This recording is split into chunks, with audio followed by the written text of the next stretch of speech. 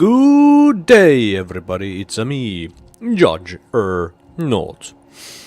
No, the ship that you see in front of you is not one of my designs, it is in fact Dark Lord's designs. Basically, there's no way around it. Any and every ship that dude makes, I like them. I like them a lot. Yeah, every single ship design that he makes is awesome.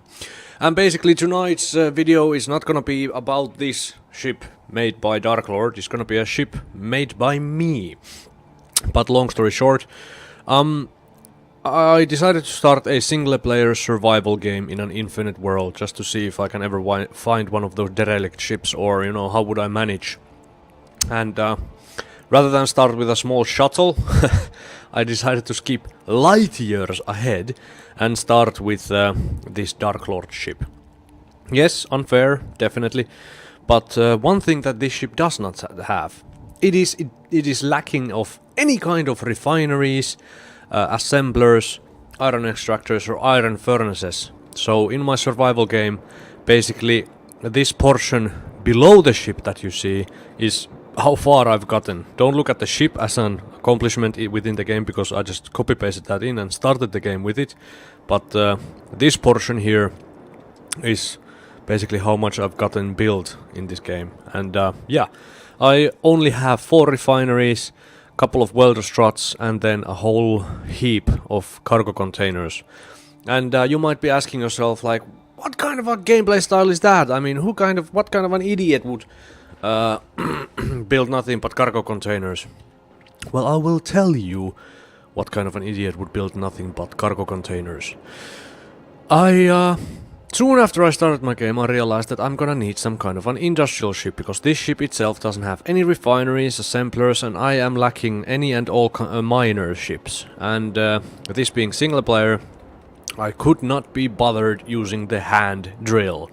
So I quickly hopped on a survival game, built myself a miner, and then brought it over here to this world and used it. And within a day, what started as a quick, ugly mock-up of a drilling ship, basically it's the same design I've used ever since I even started playing Space Engineers and the large ship drills came into the game. Actually, I started to play way before the large ship drills game, but anyway. And it's the same design I've been using. It's ugly, it's hideous, but it's practical, and it's very cheap when you're considering a survival game. So it's very easy to build, very easy to maintain, and it's very cheap as far as materials are interested. So I don't put effort into how it looks, I just put effort in how effective it is and what can it do. But within a day, I don't know, suddenly my brain just updated itself to all of the latest patches that Space Engineers have been having in the past few months. And I realized that you can pretty much make automatic mining ships now. You can pretty much make anything automatic now with the aid of sensors, rotors, pistons, scripting. So what happened is that in one day I upgraded my 6-month-old design, and what came out is this. And I call it the Nautilus. The mining ship that is more or less semi-automatic. And yeah, I'm sure you've seen lots of these automatic mining videos in the interwebs, or have built some of yourself, but yeah, like I've said in my previous videos, there's no way to describe the feeling. You know, you can look at those videos, that's another thing. But the one thing is actually building them, and it's so much fun. It's like playing with Legos when you were a child. It was awesome. And yeah, I've been just so super excited when I managed to make this ship, and when I actually discovered that me, Judgernaut, I actually have the skill to build something like this. And everything has been done by me except the script that is running on this ship. That is made by SD player name. Named character. Yeah, there's a funny name, SD player name. Mwah. But yeah, he made the script, which is the inventory monitoring script. I could not make it myself because I'm horribly rubbish at scripting. But everything else on the ship has been made by me.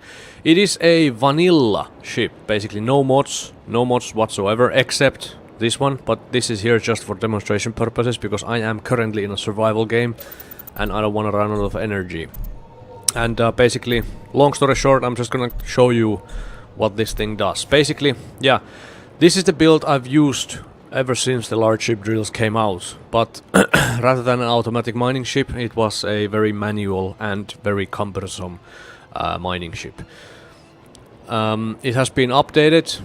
Basically, this historical, almost you could say ancient mining beast has been updated to modern times, and what I have done, instead of a static drill head, the whole thing is now balanced within a advanced rotor which is inside there, and the whole drill head spins around at 1 round per minute, and there's sensors in front of the ship that will detect if there is an asteroid in front of it or if there is no asteroid in front of it, which will tell the engines to either accelerate or decelerate. And yeah, the mining portion itself is very simple. Basically, the sensors just monitor where is the asteroid. If it's too far, it's gonna accelerate. If the asteroid is too close, the ship is gonna decelerate, and that's how it gets its mining done. Couple of things for long-term use of the machine. Basically, you can just go and leave this machine mining. It has a system to stop. If it goes all the way through the asteroid, it will know to stop, and it will know to deactivate all of its systems to preserve power, and it will switch its antenna into Nautilus deactivated. Basically, the other antenna is Nautilus active. And all the time it will be displaying its inventory room. So, if you just set it to an asteroid, it will burrow through the asteroid and it will automatically stop once it's gone through, and it will let you know that it needs a new mission or a new objective to work. And a couple of safety features it does have. The tail and midsection of the ship has been balanced in sensors. Basically, if there's a collision or it gets too close to the walls of the asteroid, it knows how to rotate itself away from danger. It also has a safety mechanism for if the cargo containers become full. It will give you a warning through the antenna, and the whole drilling machine will come to a stop, and it will very, very slowly back out of the mining shaft all the way out of the asteroid, and then it will stop and deactivate itself until it has been emptied and it can continue working. In a very short story, that's basically all the features of the ship that there are. It started with 1 timer and 4 sensors. It's now ended up with, if I do a quick calculation, it's 1, 2, 3, 4, 5, 6, 7, 8, 9, 10. Well, at least 10 sensors and 1, 2, 3, 4, 5 timers, 4 custom gyroscopes. So basically it's not so cheap to build anymore, but it is hella effective. And I'm gonna stop yammering about, and I'm gonna actually activate this thing, put it to an asteroid. Oh yeah, one more thing. I don't know why, but I wanted to build this periscope, which can give you a view, distant view, almost any direction. I don't know why. It just seemed smart at the time. And let's hit the asteroid. So I'm just gonna align it. I don't have to click any buttons or anything. The ship has sensors for activating and deactivating, so I just bring it close to an asteroid.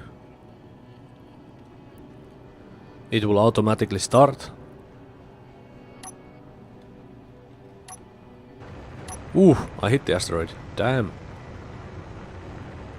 Hopefully I didn't break anything. And it will automatically start working.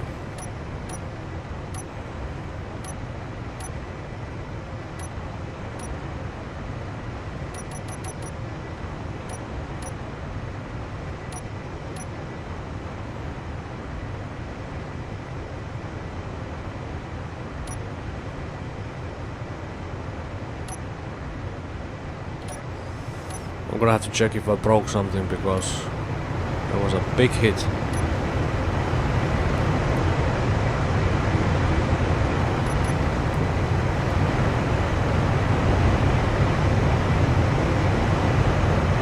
Nope, looks good so far. But yeah, this is the basic function of the machine. It's gonna keep on drilling. Either 2 things are gonna happen. It's gonna get all the way through the asteroid, or it's gonna hit a big ass cave. Okay, 3 scenarios actually. Yeah, 1, it's gonna get all the way through the asteroid. 2, it will hit a big cave inside the asteroid and it will stop there. That is a possibility.